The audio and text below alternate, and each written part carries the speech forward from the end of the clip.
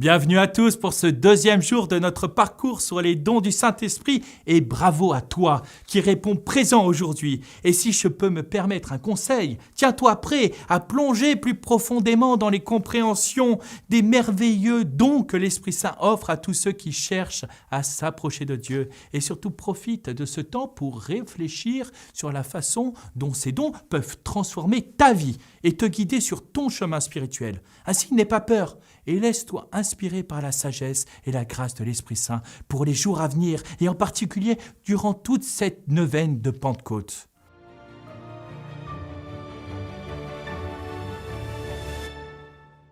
Aujourd'hui, nous allons aborder le premier don de l'Esprit, la crainte de Dieu. Et déjà peut-être, toi, derrière ton écran, tu commences à grimacer parce qu'ils sont légion, ces clichés tenaces et ces raccourcis que nous faisons à la simple évocation d'un mot. D'un côté, c'est tout à fait compréhensible. Parce que si l'on prend un dictionnaire, nous verrons inscrit avec le mot crainte quelques équivalents tels que frayeur, peur, effroi, anxiété, épouvante, inquiétude, panique, affolement, phobie, etc., etc. Bref, rien qui ne fasse très envie. Cependant, lorsque nous parlons du don de crainte, cela n'a rien à voir avec tout cela. Quelle erreur, j'ai envie de dire, d'imaginer que l'Esprit Saint puisse être l'auteur et à l'origine de l'alarmante litanie citée précédemment. Comment l'Esprit Saint pourrait-il susciter en nous de pareilles horreurs ? Soyons donc un peu sérieux. Ne serait-ce qu'avec le sens de la foi, le sensus fidei que possède tout baptisé, nous pourrions sentir au fond de nous que quelque chose cloche à l'évocation de tout cela et on aurait bien raison. Ainsi, lorsque nous parlons du don de la crainte de Dieu, de quoi s'agit-il ?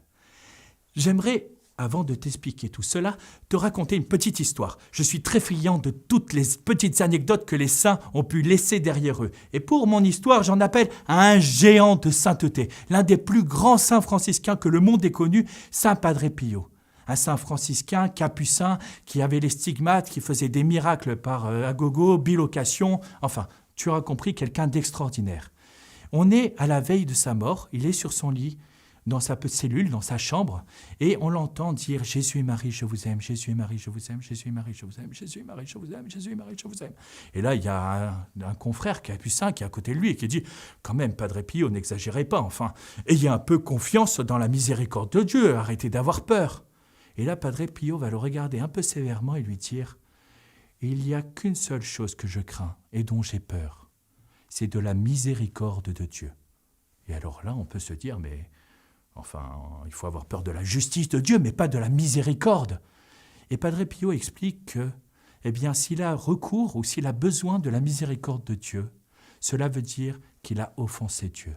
Et pour lui, en fait, c'était insoutenable, c'était inacceptable.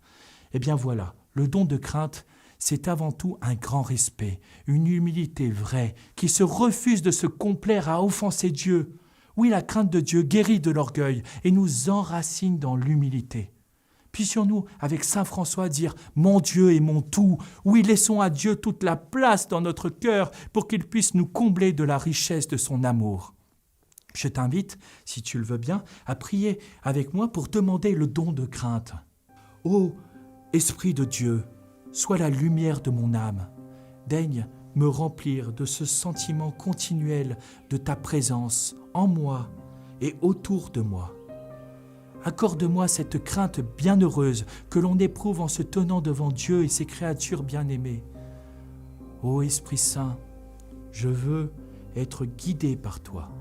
Remplis mon cœur de crainte filiale, anime ma vie d'esprit d'adoration à l'égard de la grandeur du Dieu Très-Haut. Purifie ma conscience, rends-la délicate et bienveillante, pour discerner ce qui plaît à Dieu. Garde ma vie dans le vrai, le beau et le bien pour que je réponde en tout temps et par toute ma vie à l'amour du Père. Amen.